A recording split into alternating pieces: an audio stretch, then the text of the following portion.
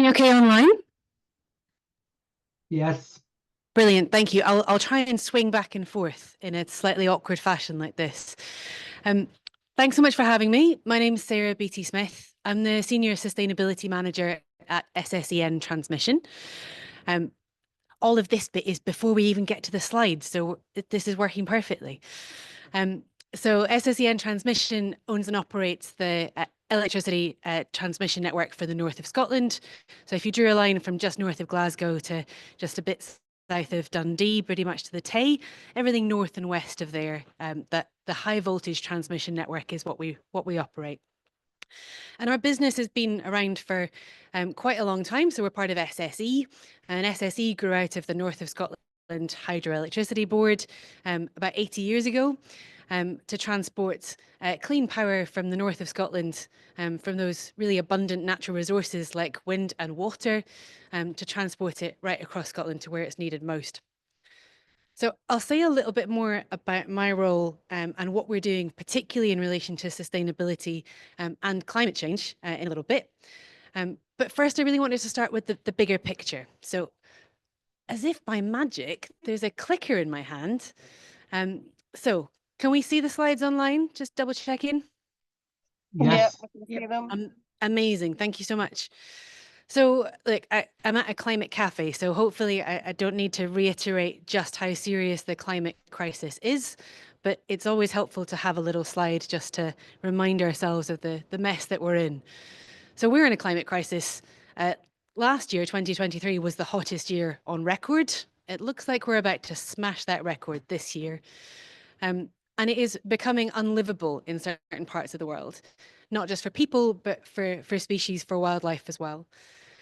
And not just on land, but also in the sea. So the graph that's on the right there is showing daily sea surface temperatures. Just last year, it blew all the records out of the water, as it were. And that has an impact on people, on species, on creatures that live in the sea, but it also has an impact directly on the weather and on our climate. So, for example, it's changing our climate, it's changing the kind of frequency of hurricanes that we're seeing in Florida, in the flooding across Europe in the last few months. And we know what's causing it. It is directly caused by human activity. So ongoing emissions of greenhouse gases, and the biggest sources of those emissions is fossil fuel consumption, which continues to grow despite decades of UN conferences of the parties or COPs, which to their credit have made some progress, but which continue to fail to address the urgency of the crisis or the injustice of richer countries like ours continuing to pollute and continuing to emit while poorer countries suffer the consequences. And as you can see in those graphs, we are just continuing to grow our fossil fuel use and our emissions. We are running out of time. There is an urgency to action now. But in Scotland, emissions have halved since 1990, with the biggest contribution coming from the power sector as we switched off coal plants and switched on renewable energy. But there's still a long way to go, and housing, transport, agriculture are particularly hard areas to decarbonise. And by way of a reminder, our goal in Scotland is 2045 for net zero. Across the UK, we're talking 2050, of course, and that means cutting emissions much faster than we have done so far. So that's our quick reminder on climate. I knew you'd know that already, but it's nice to ground ourselves. We're also in a nature crisis. I promise this is the last really depressing slide. But yeah, there's a lot on here, right? So we're currently using 1.6 Earths to maintain our current way of life in this country. And that's the case for most of Europe. And climate is having a huge impact on nature. It is helping to drive that sixth mass extinction event. But it's also not the only driver of biodiversity loss and that nature crisis. So the way that we produce food and the way that we gather resources for everything from construction to just the way we live our lives is also having an impact on the natural world. And here in Scotland, I think a lot of people are really surprised to learn that we are one of the most nature depleted countries on earth. We're in the bottom 20% for nature completeness across Scotland. So biodiversity is a bit of a myth. Regardless of how we see ourselves and our international reputation, actually nature in Scotland is in real trouble. Nature Scott, the government agency, their own report from last year shows that 1 in 9 species is threatened with national extinction in Scotland. 1 in 9. And there's been a 15% decline in average species abundance just since 1994. So, why does an electricity transmission company care about these massive crises? Well, we've got a job to do in tackling these crises. We have impacts on the climate through the work that we do. We have a role to play in helping to decarbonize the rest of society. And we have impacts on the natural world when we're constructing some of our infrastructure. And we've got a duty to put that right. So that's why we care. And the climate crisis and the changing kind of energy generation mix is really driving a lot of our work at the moment. So this beautiful slide with many different things on it is showing a little bit about what we're trying to do. Essentially connecting more clean green electricity to reach that growing demand. And if we're thinking about housing and transport being particularly problematic sectors to decarbonise, some of the answers to those things are things like heat pumps and EVs, which need more electricity, which needs greater infrastructure. And right now, our infrastructure cannot cope with that increased demand. And there is a queue of potential renewable generation of wind farms, particularly onshore and offshore, waiting to connect to the grid. So there is a driving need for us to expand the grid to be able to deal with that capacity to meet that growing need to decarbonise these sectors. So a couple of things just to point out on here. By 2030, we will be delivering 20% of all the clean power demand across Great Britain, just through our network. So the north of Scotland alone, not just Scotland, but the north of Scotland, delivering that 20% of GB demand.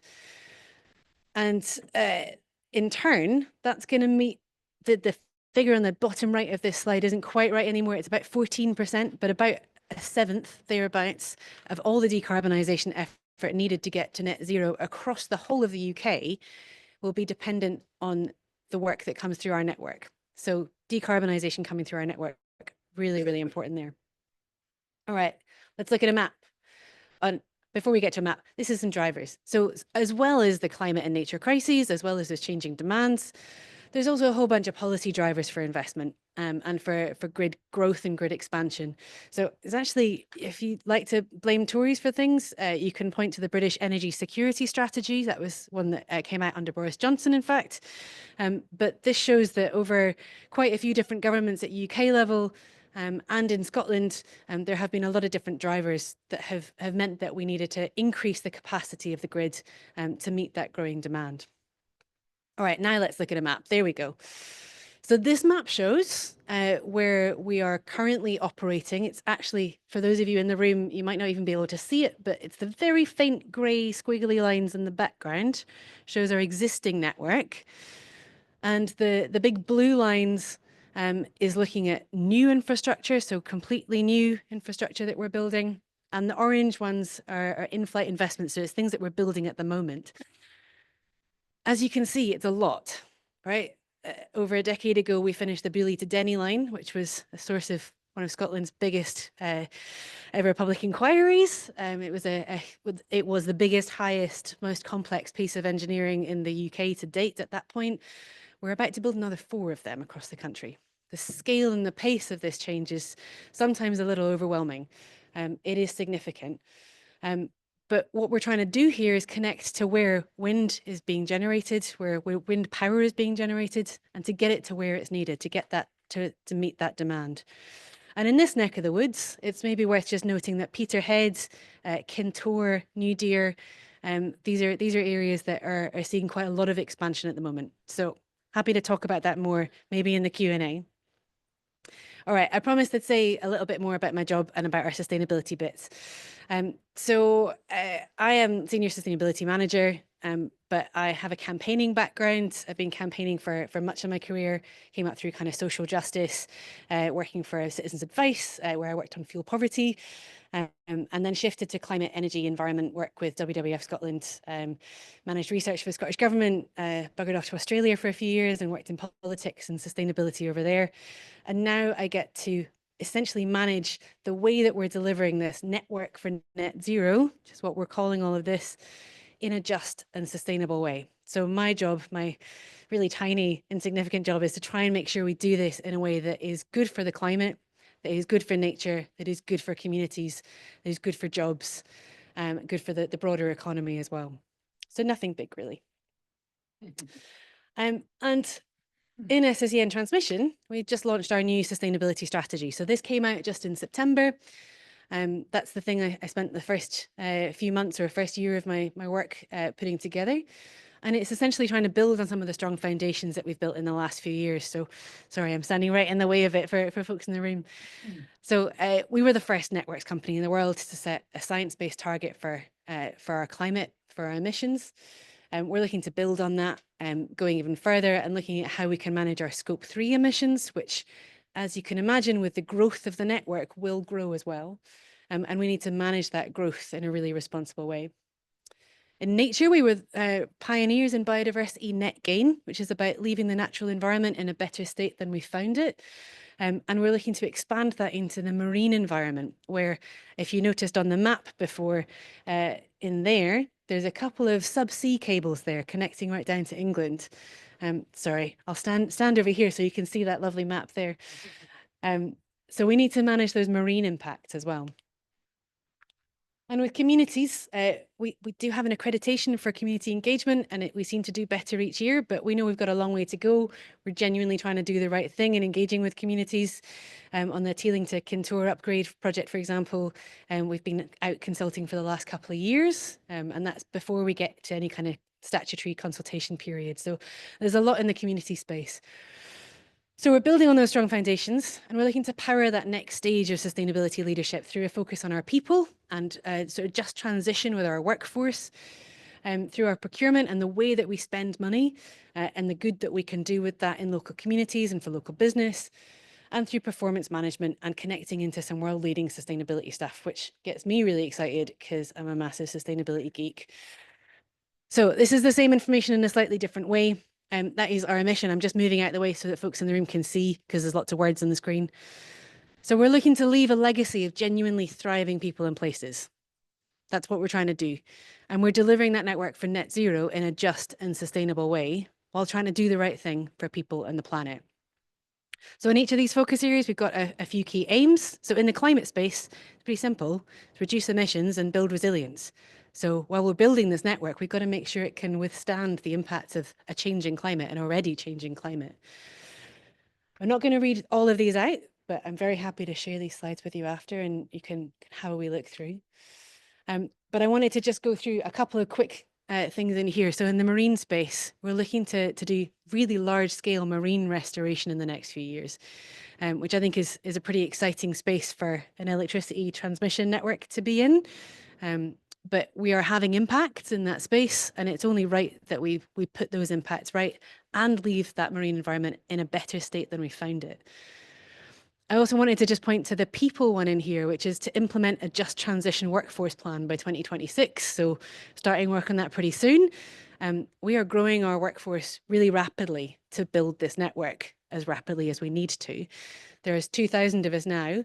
There'll be about 3,500 of us in the next couple of years. And about a third of our new starters come from high carbon industries. So coming particularly from oil and gas, for example. And we've got to make sure that we're learning from those industries, but we're also making the best use of those skills as well. Okay, I'm going to skip through a little bit quickly because I think I'm short on time. Alison's giving me a gentle nod. So really briefly on our climate targets. So this is what we're trying to do, as well as delivering that a seventh of all the decarbonisation needed to get to net zero. That is the one at the top. We're looking to reduce our own emissions by nearly half, or by about half by 2030. And that's in line with a 1.5 degree warming limit. So it's still the right thing to do, aligned with Paris. And that's against the 2018-2019 baseline. We've already decoupled the growth of our scope 1 and 2 emissions from network growth. So we're doing okay, but there's a lot more work to do. And like I mentioned before, the materials that we're using to build the infrastructure that is needed means that those scope 3 emissions will increase, right? There's no way around that. But we've got to limit that increase as much as we possibly can. We've got to use low carbon materials wherever we possibly can. And, you know, go through a kind of a mitigation hierarchy, so avoid wherever we can. We're also developing a long-term position on net zero. So we don't have a net zero target within transmission. We don't do any kind of offsetting right now. But there's a question mark about whether we should. And what's a credible position for us to have. So we're reducing as far as we possibly can. We'll come up with an answer on this next year. I mentioned land impacts and nature impacts. We need to quantify the nature carbon impacts of what we're doing. So if we're building infrastructure across the country, we've got to make sure that we're doing that responsibly. That's ultimately what we're trying to do. And to measure those nature carbon impacts, both on land and in the marine environment. Turns out there's peat at the bottom of the sea in some places. Who knew? It turns out when you dig that up, it's really bad for the climate. So we've got to put that right too, or avoid it in the first place.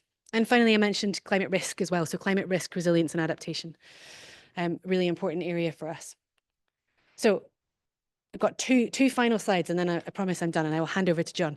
So challenges and opportunities for us. I mentioned embodied carbon in materials. We've got a new low carbon policy that's coming out across SSE Group. So avoiding the use of that highest carbon concrete altogether in our work. And really trying to find innovation right across the sector. So trying to find low carbon cables turns out quite challenging. If you think about the size of the cables that we need, there's a huge amount of resource in that. And a lot of the heat that's needed to get those cables made is fossil fuel heat. So we need to work with those suppliers to find ways to make those cables in a kind of climate friendly way, because we're all trying to pull in the same direction, right? Those growing scope 3 emissions beyond the embodied carbon is also a broader area of concern that we need to work on too. Our transport emissions are increasing as we grow the network. We're obviously traveling all over the country, so we need to reduce those emissions. We've got a massive EV fleet that is growing and we're rolling out a lot more EV charging infrastructure that, but it's not enough at the moment, so we need to act more there. And I've mentioned land carbon and net zero already. So let's move on to the last bit. So a couple of FAQs that these things come up quite a lot, right? Why do we need more infrastructure in the first place? Well, it's improving energy security. So more homegrown clean energy means that we don't need to be importing energy from overseas. And it means you've got that kind of reliable, steady, affordable energy that's coming through to us. I'm so sorry, I'm standing right in the way of the slides for a person at the back here. And we often get asked, why can't we just put cables underground or in the sea? I'm sure John's going to say some things about it and we can have a nice conversation about it. Actually, the environmental impacts of undergrounding are really pretty significant. So you need to keep the space above the cables completely free of anything. You can't grow anything on it. You've got to be able to access it in case anything goes wrong for maintenance and so on. And it's about the width of a football field that you need for undergrounding. It's a pretty significant amount of space. It's also about 5 times more expensive than overhead lines. And the funding for all of this comes out of our bills. And overhead lines are about 23% less carbon intensive than undergrounding and 83% less carbon intensive than subsea HVDC cables. So there's a real carbon element about having overhead lines instead of undergrounding or subsea as well. And the final thing in here is we quite often get asked, won't the carbon impacts of building all this new infrastructure actually kind of dwarf or cancel out any savings from this decarbonisation? The answer is a really simple no. So in less than a year, the carbon footprint of our entire capital project out to 2030 will be matched by the carbon displaced by our network. So I'm going to stop there. There's some nice benefits on the screen. That's the one that Corporate Affairs gave me to show you, but mostly there's lots of nice jobs as well, and a community benefit fund of hopefully around £100 million. But I'm going to stop there. Thank you very much.